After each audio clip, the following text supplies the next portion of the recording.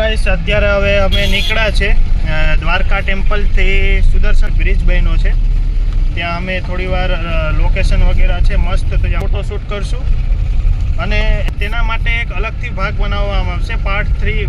બસ friend અત્યારે on the way છે કારમાં સુદર્શન બ્રિજ ઉપર અમે જઈએ છીએ રસ્તા ઉપર જ છે અને જોરદાર લોકેશન છે તમે જોઈ શકો છો અત્યારે। અને બીજા સાથેના જો બે ફ્રેન્ડ હતા એ તો સૂઈ જ ગયા, એકલો કંટાળી ગયો। તો ચાલો જલ્દી સુદર્શન બ્રિજે પહોંચી જઈએ અને ત્યાંનો નજારો લઈએ અને લોકેશનમાં ફોટો વગેરે લઈએ। વરસાદ પણ આવી છે જોરદાર, તો ચાલો મળીએ ડાયરેક્ટ સુદર્શન બ્રિજે। આ છે અત્યારે તે ટાટા કેમિકલની કંપની છે મોટામાં મોટી, તે અત્યારે દ્વારકાથી સુદર્શન બ્રિજ ઉપર રસ્તા ઉપર આવે છે, ટાટા કેમિકલ પ્રાઇવેટ લિમિટેડ। તો જે પર્સનને અત્યારે જોબ માટે એપ્લાય કરવું હોય તો આ બેસ્ટ કંપની છે, અહીંયા આવીને કરી શકે। અને આ છે બોટ વગેરે રસ્તા ઉપર, જોરદાર નજારો આવ્યો છે। એટલે આ ઓન ધ વે છે સુદર્શન બ્રિજના રસ્તા ઉપર જ આવે છે આ બધી બોટ વગેરે, મચ્છીમારોના બોટ છે। આ સાઈડ તળાવ છે નાનું એવું। ફાઇનલી અત્યારે સુદર્શન બ્રિજ આવી ગયું છે દ્વારકામાં જે આવેલું છે, જોરદાર લોકેશન છે અત્યારે। આ જો તમે દ્વારકાધીશ બેટ દ્વારકા અભિયાન સુદર્શન બ્રિજ છે। શું નજારો છે!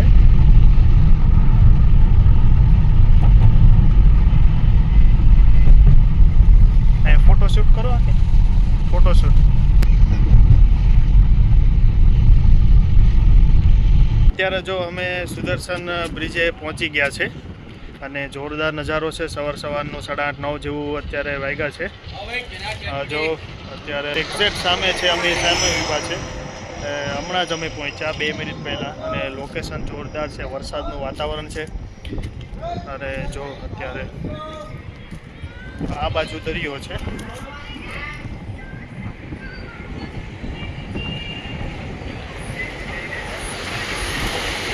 જોરદાર લોકેશન, જરૂર આવવું જોઈએ અહીંયા। સામેની સાઈડ પણ બતાવું તમને, સામે જેટલો વરસાદ છે દરિયામાંથી જે વાદળાનો વરસાદ છે, જો હું તમને લાઈવ લોકેશન બતાવું છું ઓલી સાઈડ જઈને।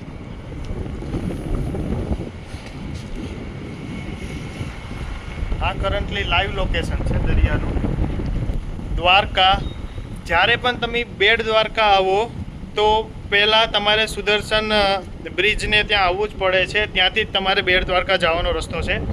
અને સેકન્ડ, અત્યારે જે આ ચોમાસાનું જે અત્યારે જે વાતાવરણ છે, અત્યારે મોસમ છે એ જોરદાર હોય છે। તેના માટે આપણે બધાય ફેમિલી હોય, ફ્રેન્ડ્સ હોય, તમારા કોઈ પણ હોય, લઈને નીકળી પડો। આવો તમને ટાઈમ નહીં મળશે, તમારી ઉંમર છે અત્યારે ફરવાની, ફોટોશૂટ કરવાની, પ્લસ એન્જોય કરવાની, તો તમે પણ આવી રીતે એન્જોય કરો અને નવા લોકેશનમાં ફરો। આ તમે જોઈ શકો, આ પૂરો દરિયો છે ને ઉપર અત્યારે વાદળા એટલા ભરાયા છે કે હમણાં વરસાદ પણ એટલો આવવાનો છે, જોરદાર છે। જો તમે પગયાત્રા રાખવી છે, માનતા રાખી છે, તો આ ચાલવાનો રસ્તો છે જે લોકો આવે એના માટે। આ રસ્તો છે મેન, અને સામે છે એકદમ સુદર્શન હવે અત્યારે બ્રિજ બન્યું છે એ। ચાલો તો હવે થોડો ફોટોશૂટ કરી લઈએ, અહીંયા સુધી આવ્યા તો ફોટોશૂટ ના કરે એવું તો બને જ નહીં, તો કરી લઈએ। મસ્ત જોરદાર બનાવ્યો છે, ગુજરાત ગવર્મેન્ટ, ભારત સરકારને ધન્યવાદ છે કે આવું નિર્માણ કરે છે। શ્રી કૃષ્ણ ભગવાનનું આ એક ધામ કહેવાય છે બેટ દ્વારકા અને દ્વારકા। તો અત્યારે તમારે આ ચોમાસામાં તો જરૂર આવવું જોઈએ। સામે અત્યારે પબ્લિક એટલી છે ને બેઠવાની પણ એટલી મજા આવે છે કે તમે વાત જ ન પૂછો। આ જે એક નજારો છે ને, આ દરિયાકાંઠાનો જે માથે વાદળા હોય અને વરસાદ હોય ને ફૂલ પવન હોય, એના જેવી મોજ જ નથી। આ જો તમને એક નંબર, 10માંથી 10 રેટ આપણે આપીએ। તમે જો આ નજીક હું આવી ગયો અને સુદર્શન બ્રિજના જે ઓવરબ્રિજ છે, જો એમાં કેબલ્સ વગેરે જોરદાર કામ કરેલું છે.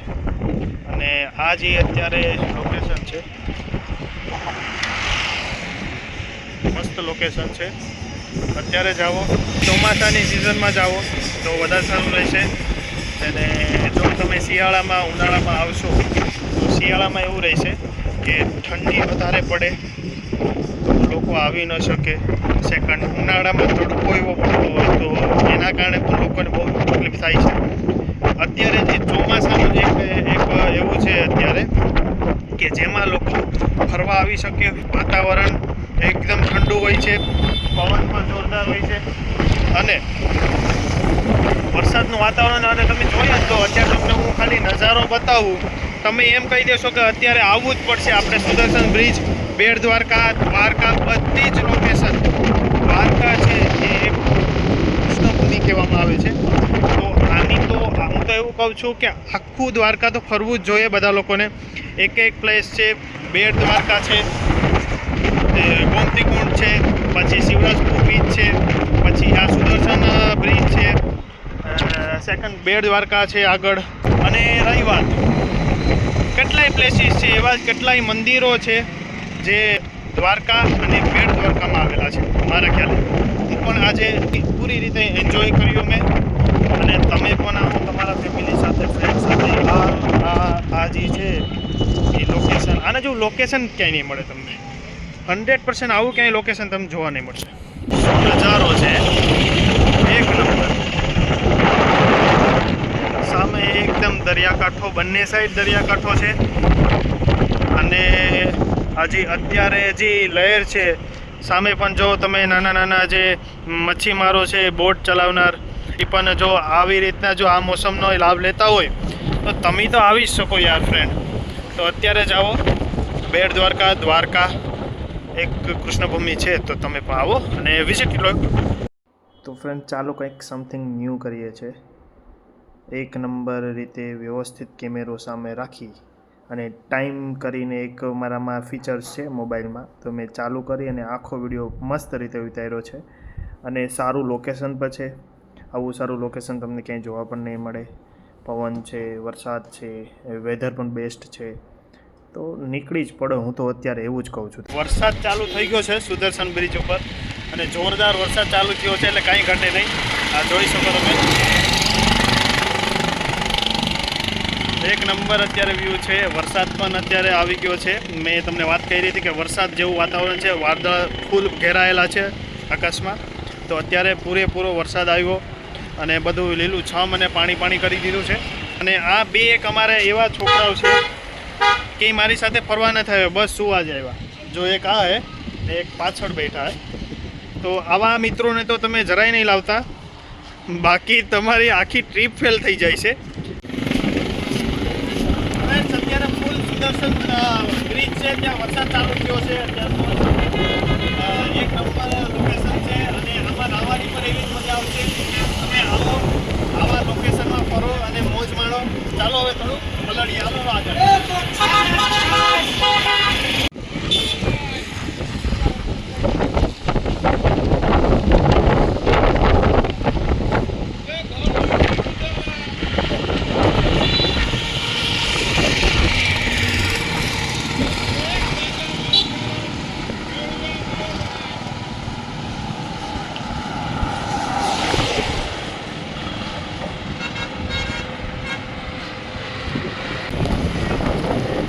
ફૂલ વરસાદ ચાલુ છે અત્યારે. એક નંબર લોકેશન, વરસાદમાં નાહી લે. મોબાઈલ વોટરપ્રૂફ છે એટલે પ્રોબ્લેમ નથી, બાકી તકલીફ પડી જાય વિડીયો ઉતારવામાં.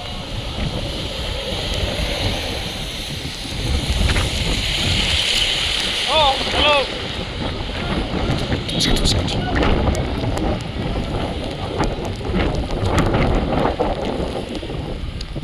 જો અત્યારે સુદર્શન બ્રિજનો તમે ખાલી લોકેશન જો, તમે વાતાવરણ જો, વરસાદ સાથેનું આ બ્લોગ જો તમે આખો પૂરો. આના જેવો મેં તો પુલ ક્યાંય નથી જોયો. સુદર્શન જે બ્રિજ છે એક નંબર. અને આ ફોટા પડવા લાયક છે, ફરવા લાયક છે, બેઠવા લાયક છે.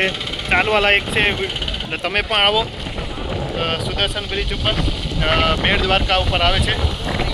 કેવી મજા આવે છે આવવાની? ફૂલ એન્જોય જ કરવા આવ્યા છે આપણે આ વખતે. મોજે મોજ. ઓલી સાઈડ જો દરિયા બી સાઈડ દરિયો છે બધું ખાલી વાદળા તો જો અત્યારે હું તમને વાદળ દેખાડું છું.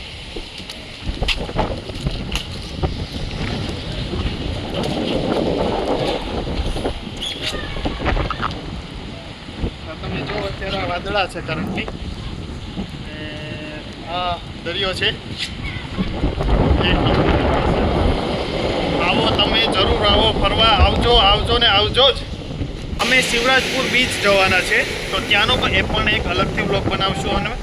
અને શું કહેવું તમારે આ ટ્રીપ માટે? એકદમ જકાસ. આ અવાય આમાં કે ન અવાય? મિત્રોને તમે શું સલાહ આપવા માંગો છો? 100% અવાય. ટાઈમ લઈને અવાય, ફ્રેન્ડ સાથે અવાય, બીજો મસ્તી કરીને અવાય, વાત બનાવીને અવાય. જો ને મોઢે પર તમે સાંભળી ગયા છો કે અહીંયા આવવાનો શું નજારો. પૂરો ટાઈમ લઈને આવવો પડે, મિત્રો સાથે આવવું પડે તો જ મજા આવે. એકલા આવો તો ન મજા આવે. ને પ્લસ થોડુંક સેફટીમાં પણ આવવું. જો આ વાતાવરણમાં આવવું હોય તો તમારે વરસાદ ને પવન ને બધું હોય છે એનો સામનો કરવો પડશે. તો રેડી છો ગાઈસ તમે આ ટ્રીપ માટે? અમે ડાયરેક્ટ જાશું શિવરાજપુર બીચ. તો ચાલો તો મળીએ નેક્સ્ટ વ્લોગમાં. Thank you.